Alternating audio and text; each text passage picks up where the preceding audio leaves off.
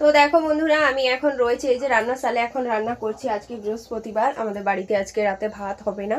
তো রুটি আলুর তরকারি বানানো হয়ে গেছে, তার সাথে রয়েছে স্পেশাল একটা কিছু আইটেম। তো এবছরের প্রথম আমাদের বাড়িতে হচ্ছে, তো স্পেশালি বলবো আমি এটা।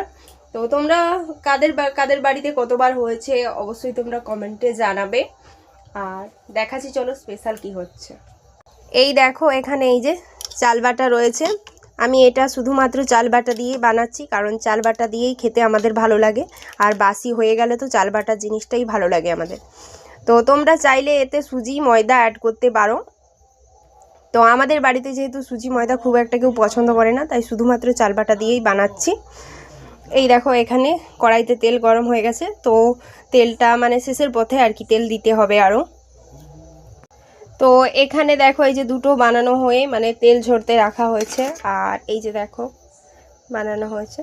তো খাওয়ার বলতে আমি, আমার শাশুড়ি মা, আর আমার মেয়ে আর ভাই, আর আমার শ্বশুরমশাইগুলো পছন্দ করে না। তো বাস এই কয়েকজনের জন্য অল্প করেই বানাচ্ছি।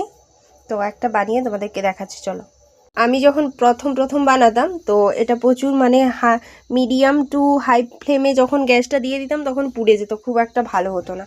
তো মা বলেছে এটা একদম লো টু মিডিয়াম মানে গ্যাসের আঁচটা রেখে এটা ভাজতে হবে। তো তার জন্য একদম হালকা আঁচে আমি হচ্ছে ভেজে নেব। যেহেতু তেলটা গরম হয়ে গেছে, অনেকগুলো বানানো হয়ে গেছে, তো যেহেতু তেলটা আছে আমি আর এতে তেল মিক্সড করব না, তো এটাতেই বানাচ্ছি দেখো। তো এই যে ব্যাটারটা দিয়ে দিয়েছি, দেখো কত সুন্দরভাবে ফুলে উঠবে। এই যে দেখো কত সুন্দরভাবে ফুলে উঠেছে। তো আমাদের বাড়িতে এবছর শীতে এই প্রথম হচ্ছে এটা।